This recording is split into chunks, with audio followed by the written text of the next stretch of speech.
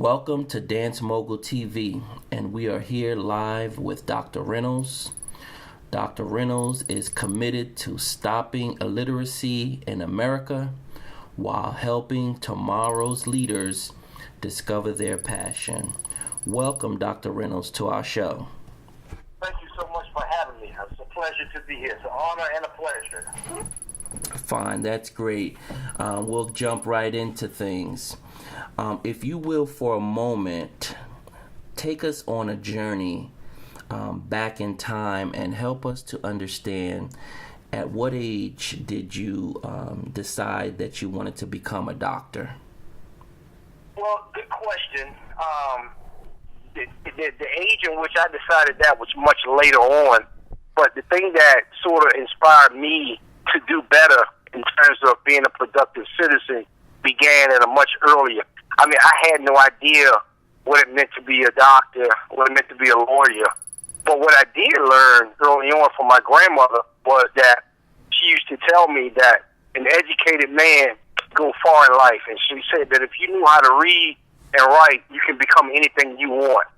And so with that in mind, that was instilled to me probably by the time I was 4 or 5 years old. So at that time, I didn't necessarily know that I wanted to be a doctor. I didn't know that. I didn't even know what doctor meant except for you going to the doctor. But I did know that education was so powerful, and in fact, it was the catalyst or the tool that would get me out of the projects. See, I was born and raised in the projects. So my grandmother used to always tell me, she said, boy, if you can read and write, you can get out of the projects. You become a better man. You can become an educated man. You can impact the world if you learn how to read and write. So it wasn't until later on when I went to college and graduate school and I discovered that, I had a passion for people, that I realized that, if I got a few credentials, I could have the title of a doctor, but more importantly, I can impact some lives. Okay, and now that's great, because that's exactly what you're doing, and you actually answered the follow-up question, which was to help us to understand how education was viewed in your home, because I think that there's a lot of distractions today in our society as far as television, cell phones, and social media, and so how was education viewed in your home, and how was it stressed? You basically gave us an idea, but if you could expound more on that. Yeah, well, when I grew up, it was always told to us that education is the key to success. And what that was so broad then, because obviously we didn't have social media, we didn't have the telecom, the .coms and stuff then, so we didn't know those things were coming before us.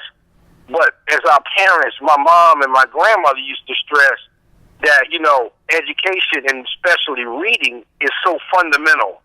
And so we didn't see it then, but they stressed it so much. I mean, it was the basic things like trying to learn how to read, being able to write, being able to speak clearly.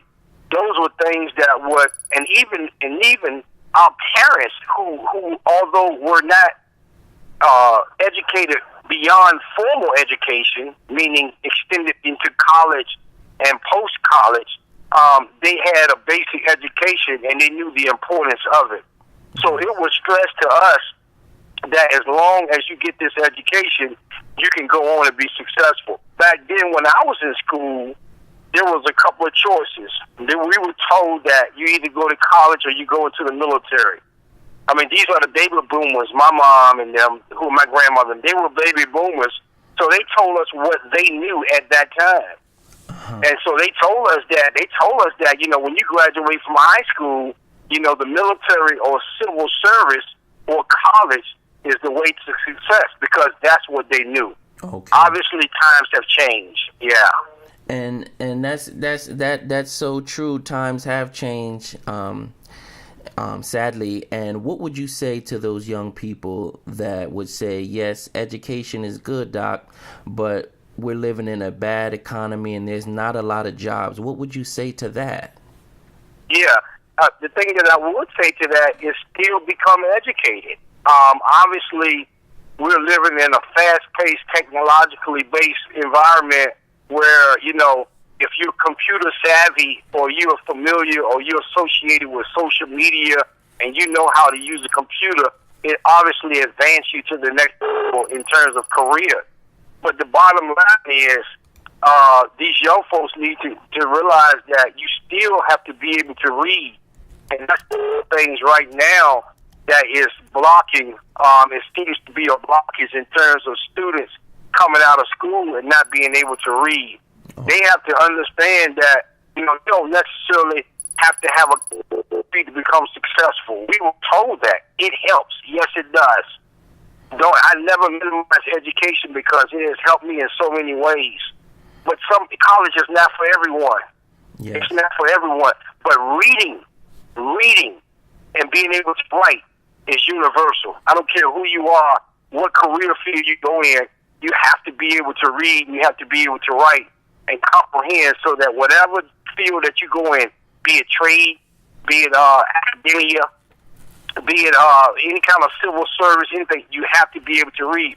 So I think the important message is to make sure that young people understand that education is still the key. Reading is fundamental, but it's such a catalyst to success. I can clearly see and hear your passion for literacy. Along the lines of education, how would you encourage those that's not really motivated to want to read and to want to learn? And did learning come easy for you, or was it something that you had to work on and buckle down on yourself? Yeah, I had to work extremely hard. Since I've been on this campaign to try to change or revolutionize the way kids learn, when I first began this, one of the things that I did that's probably so surprising to many people, because when young folks see me, all they see is the credentials. They don't know how hard that I had to work without the support or family support. I was a kid who was functionally illiterate. I got my test scores. When I began this campaign, I ordered my test scores from my record from first grade all the way up to high school and graduation. And what it showed was that I always read 2 to 3 levels below average. So what happens when kids test and they're not reading on proficient level, they fail in school. And so my grades showed that I would fail consistently in math, reading, science, biology, and those classes because I simply couldn't read the material. So the point that I want to make is you have to be able to get the fundamentals down. You have to be able to read. And so all these the way the system is now, schools are failing us because they aren't teaching kids how to read. And now finding out now, and I work in some of the school districts all over the country. And so what's happening is, let's say, for instance, I've been working in some school districts here in the metropolitan D.C. area.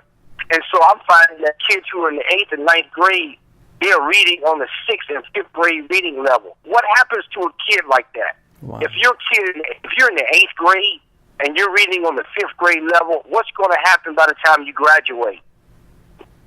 You're not going to be able, unless you have some type of intervention, you probably will still be reading below a high school graduate level. And so that affects you in what field that you decide to go in, because now as a senior graduating from high school, you're less likely to get into college. You're less likely to get a good job because you just don't have the reading skills. And that's something that I want to stress. And you did just that. And you mentioned a key word there where you said intervention, and I wanted to talk more about that. I know that some people are visual learners, some are auditory learners, and along those lines, technology now, we now have technology, and I just wanted to get your thoughts on how technology can possibly be used to maybe help encourage young people to maybe start reading or learning through technology. What do you see as far as a new and creative idea as far as how we can use technology to engage the youth? Well, first of all, thank you for the question, because that's a very good question, because with the way technology is now and all the software, every house, I would imagine, has a computer. Out of 10 homes, 9 have computers. So what's happening now is, and the statistics are so alarming, and I'm still puzzled by it. When I first read it and understood it, was the United States Department of Education came out just recently and said that in the United States, by the time kids get to the 4th grade, 68% of them are functionally illiterate. That means that they can't read at proficient levels. That's very saddening, and it's saddening to the fact that just about every household, if not all, have computers. Wow. There's software. There's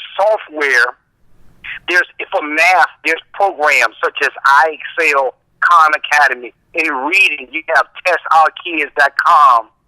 Those programs that will allow kids to sit down 30 minutes a night and do basic reading and math. No one in this country right now, sir, should be functionally illiterate. Wow. No one. So Technology has brought us to a point where you can sit in the confines of your house. You don't even have to go to a center and pay money. You can sit at your computer and learn how to read. Wow. You're right, because the computers actually can talk. They can talk back to you now to help you along the way. Absolutely. We have animated programs where even my kids are using them. Every day they log on and do math and reading, and they're animated. They're fun for young kids. It's very interesting. It's almost like a Disney program where there's cartoons, but they're learning how to use phonics and increase their reading comprehension by using 30 minutes a day. Technology has brought us to that. So no person, it's no excuse why a child should be walking around right now and not being able to read and comprehend. Wow, that's amazing. So you're almost saying that there should be a nationwide initiative to stomp out illiteracy, just like there is initiatives to a war on drugs and so on.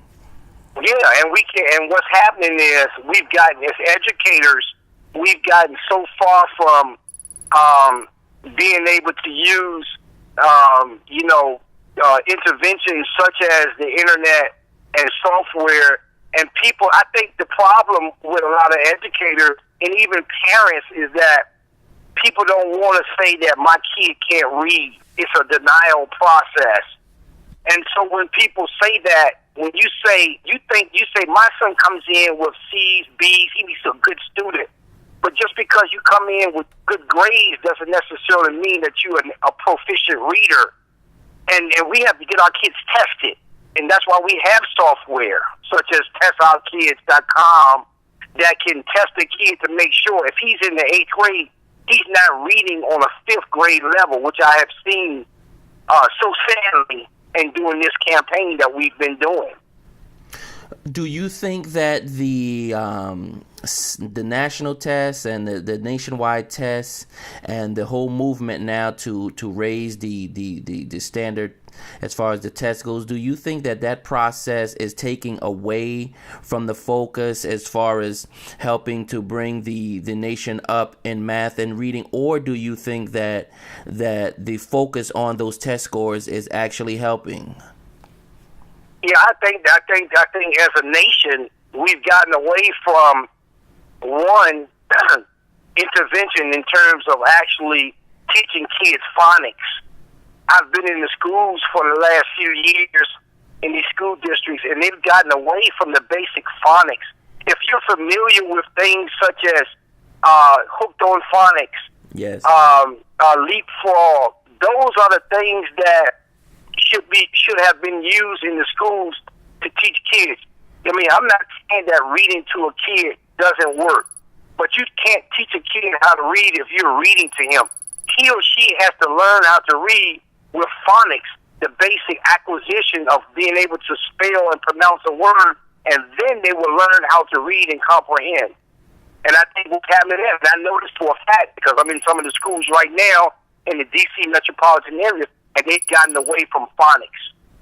Wow. They've gotten away from teaching kids the basic phonics. So kids, when we get frustrated with kids, educators, parents, and we get frustrated when kids can't get it, and we blame the kids all so often. It's not their fault.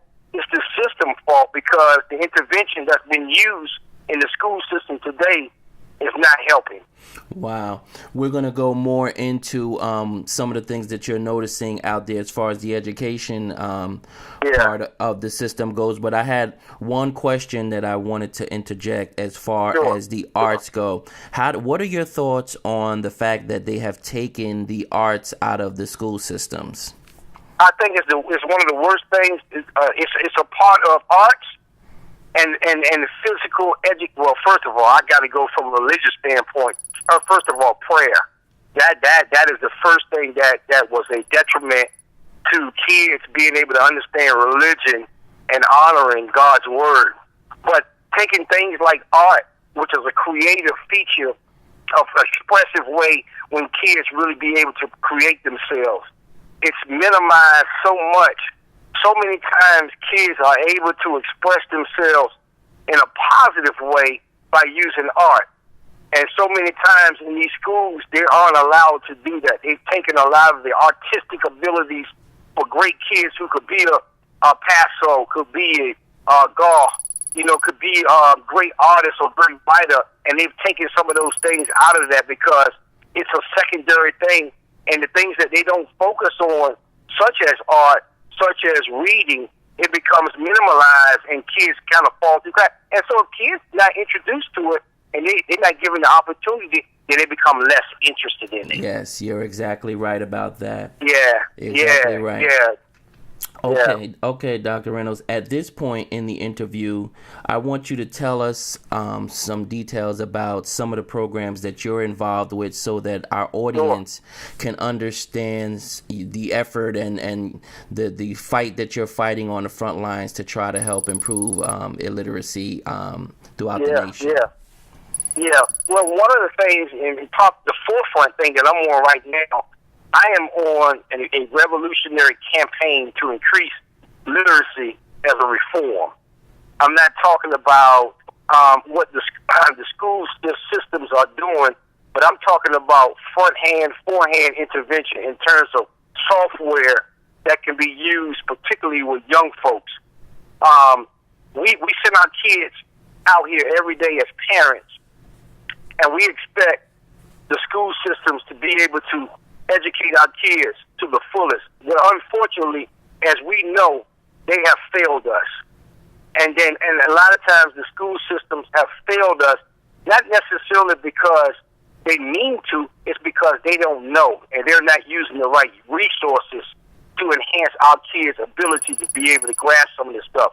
We are on the campaign now where we're implementing through testourkids.com. It's one of the most amazing reading programs that I have seen thus far in all my years in education and work, because it allows us as parents to sit down with young folks a few minutes, a few days a week, and implement and go back to the basics.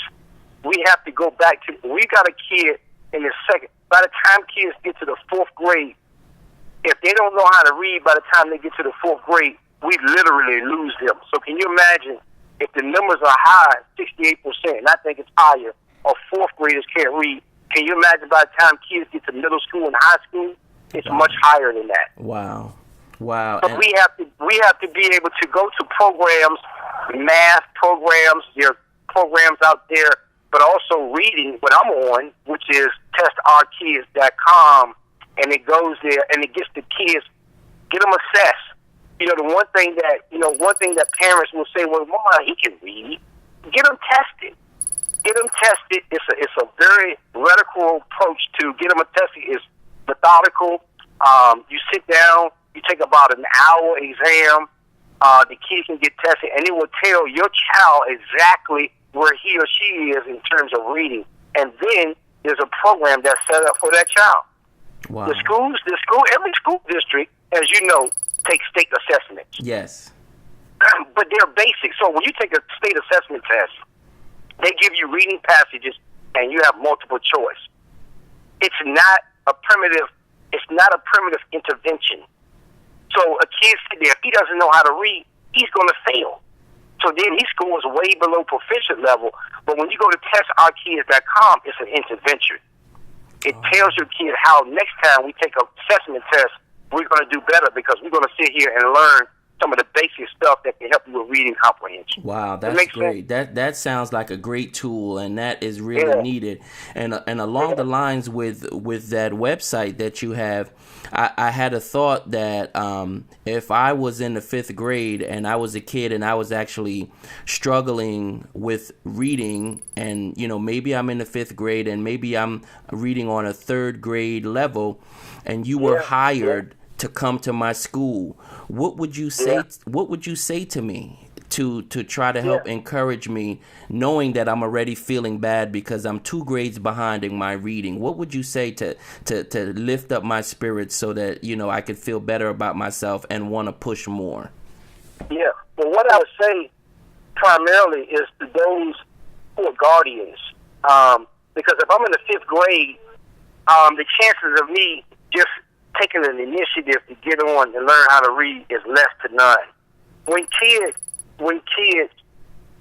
aren't able to read, they act out. I have a clinical background in mental health, and one of the things that we fail to do as clinicians, we fail to assess kids from a reading standpoint. We were quick to make a clinical diagnosis about a kid being ADHD, about a kid having a conduct disorder. But what I would encourage parents, guardians, and educators, those that are in charge of the kid, to encourage their kids and to sit down with them and do some positive intervention. Because that same kid who is in the 5th grade, he or she becomes frustrated. It's almost like a cognitive shock. And so by the time they get to 5th and 6th grade, they know they can't read. And I've had kids in classrooms, we've done reading assignments, and I've called on kids, and they would say to me, pass. And then you get a couple of kids that can read, they would read. But those kids that said pass is because they didn't want to be embarrassed. Wow. They didn't want to be in class because they couldn't pronounce a word, and they knew they couldn't read the next passage. So that's not up to the kid. That's not up to the kid. The kid is frustrated, because he can't read. He can't read. So what I would say, if I had to come out, I would target the parents and guardians and try to encourage them, to uplift them, to intervene with their kids, because the child is frustrated. And so Joey, you get him, he go to school and he acts out. They say he have behavior problems, but his behavior problems primarily stems a lot of him not being able to read, not because he can't sit in class. But if you sit in class and you're in the 5th grade and your peers are reading, and when it's time for you to read and you can't read, how do you think you're going to act? Wow. You don't want to be embarrassed by your peers, and you sit there and you say pass, and then the kids want to joke you. Even when kids, I've had kids that try to read, they really wanted to know how to read, and they would try, and they mess up a word or whatever, and you know what, kids joke them. And it's embarrassing. Yes, it is. It is. And they act out. And guess what? I've been one of those kids who has been embarrassed because when I was in the 5th and 6th grade, I was reading on 2 or 3 grades level down. I was reading on 2 or 3 grades level down because I could not read on my level. And it was embarrassing to me. And I didn't know what was going on. So kids are confused. They don't know that they can't read. They just know there's something going on because they can't get through a passage and understand what's going on. Wow.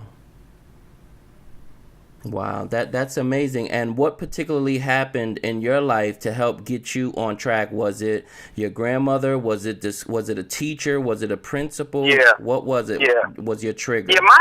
Very good question. My situation was sort of different because I was one of those kids. I can attest to now that I was just one of those resilient kids. But I had a grandmother who just sat down and she just stayed on me about reading. I was a kid who was self-taught, if you will. And I was a kid that, because of my environment was so negative, I decided that I didn't want to be a part of a negative environment. So I would come home and I would literally try to read on my own. Yeah, did I do a good job of that? Probably not.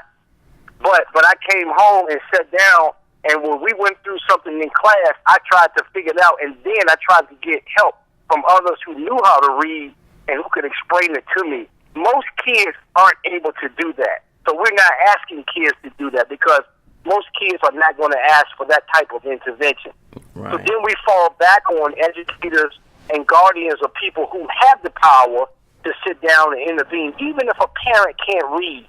Even if you get, I use the example of Dr. Ben Carson, one of the top neurosurgeons in the country. His mother had a third-grade education, but he and his brother came out to be the top neurosurgeons and engineers in the world, because she instilled and she made them read and do a book report once a week. So we can't leave it to the kids. Wow. We can't say, John, go home tonight and sit on the computer and do this software, because John is frustrated, and chances are he's probably not going to do that. So, you know, the encouragement comes to whoever is his guardian to say, you know what, even, and some of these parents can't read. Yes. So even if a parent can't read, they can go on, it's so easy, they can go onto the software and they can guide through basic anatomy of logging on and going through lessons that a kid can sit there and try to do the interventions to help them read. Wow, that website sounds great. And in addition to the website, what I'm hearing you're saying is that, you know, whoever is in the house, big brother, big sister, aunt, uncle, cousin, whoever is close to you that is able to sit down with you and help you to learn how to read. We need to do more of that, more sitting down time and helping each other. And when nothing is available, in addition to everything that's available, there is that website. And what is that website again? It's TestRour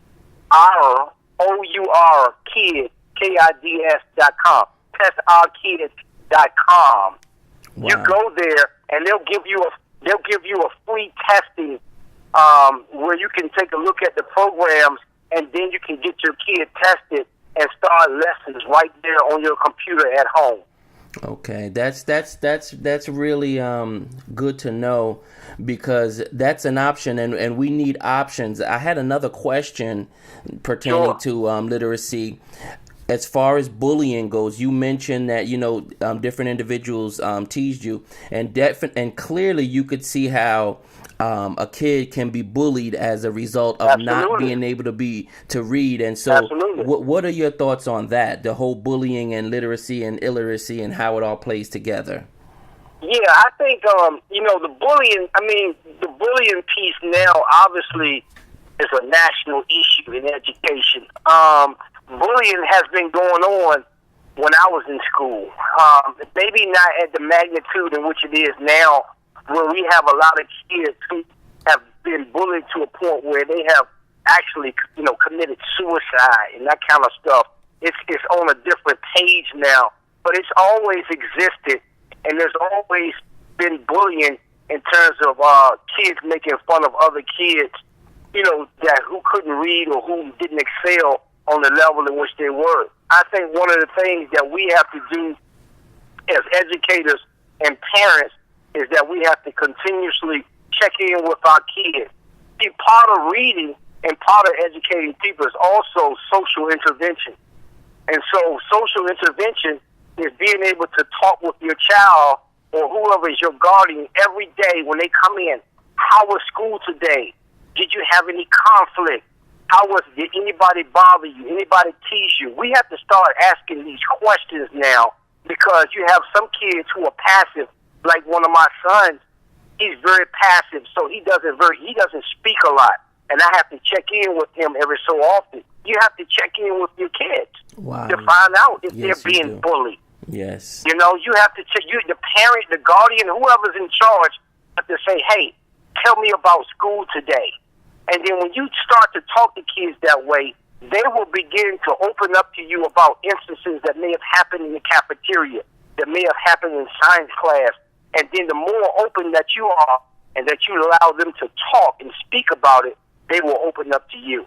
Yeah, you're exactly right about that. Communication is important in a household, especially nowadays with, you know, they have the cyberbullying where individuals are getting bullied on their cell phone through the social network sites. So the communication is important.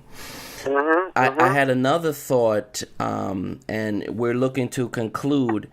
with all of the work that you're doing for the community and just for our nation in general, what do you want your legacy to be? Oh wow, good question. Well, my legacy is what I want my legacy to be is about a person who really value education, who really value the well-being of people, and that is so that this individual, if you read one of my books or read or see my name, you can say this guy was a Carter G. Woodson. He was a Booker T. Washington. He was somebody that clearly stood for the rights of people to be able to read and write and understand and be a productive citizen in this country, because that is our right. And so I want people my legacy, I want people to say, you know what, reading, it is fundamental, but I want to be a part of it. And that man stood for education. He had a passion for people. He cared about children, and he cared about their well-being, both socially, economically, and also education-wise. And that when they read or see my name, my legacy will stand. Wow. Many years after I'm gone away from here, they will say that man stood for education. He stood for what it meant to read, write, so that a person can stand up and be any person or anybody that they want to be in this country. Wow, that's great, Dr. Reynolds. At this point in the interview, you can promote anything that you want to promote, or anybody, if you're on Facebook, websites, YouTube, anything. If anything that you want to promote at this point, you can promote. And then to follow up, to conclude, you can thank anyone that you would like to thank that may have helped you along the way. Sure. I'd like to thank Mr. Yusuf Salaam, who has been very, very influential in terms of, one, opening up my eyes to a new era. Because I come from an era of clinical mental health and / education, but to have someone like Mr. Salaam and his knowledge and his expertise to open up my eyes to doors that were necessarily closed by me and my colleagues, and open up the eyes and the ears of people who need to realize about the importance of this reading concept. That's something that I want to say, because he is on a revolutionary movement here for change, man. And any time that you try to implement change, it's tough. Yes, it is. You know, people. The first time you mention reading to people run away from that. But yes. When you talk about Facebook, social media, Xbox, and all the games, everybody is clinging to you. Reality TV, everybody clings to you, but everybody clings to everything but the basic fundamentals, and that is reading. Yes. And so I have to give shout-outs and praise and thanks to Brother Salaam, who has really opened up not only my eyes, but to many other educators in the field to this whole revolutionary movement. You can go to my website at drreynolds.com, and people can read my story in depth about what I've gone through, but also can get a copy of my book, Overcoming Obstacles, Beating the Odds, and the Act of Change. I mean, 2 books that I wrote. The first book, Overcoming Obstacles, that clearly talked about the silence, things that we didn't talk about, things that happened to the black community that should have been told, should have been addressed, but was such a silent measure. And so kids, you folks need to read it, because they need to realize that in life you're going to have major setbacks, obstacles, and challenges, but you can become that resilient kid. You can become that kid that beat the odds. And so you're going to experience things, and most of them have experienced things already, but there are more things to come. And so they can read that. So we're willing to offer that to people. They can go there, go to the website, get the book and that kind of stuff. And you can call me, freely. You can call me anytime you like and discuss education reform as it relates to our young people, because this is what I'm passionate about. This is what I live for. And ultimately, this is what I will leave here with. Wow, that's great, Dr. Reynolds. It's clear that you're living your divine purpose, and you are happy, and you are true. You're being true to yourself, and as a result of you being true to yourself, you're so willing to share and give back to the universe, and that's a great thing. Absolutely. Again, so I appreciate you. I appreciate your interview. Yeah. Yes. Again, we would just like to thank you, for spending the time and talking to us. And I know that your interview is going to go a long way in inspiring future generations of young people to come. So again, thank you so much for your time. Thank you, sir. And if you ever need to promote anything in terms of a new program that you're doing or a new book that you wrote, feel free to reach out to us at any time, and we're here. Absolutely. Thank you so much, sir. I appreciate it. Thank you. Enjoy the rest of your day. God's will. Thank you. God bless. All right. Take care.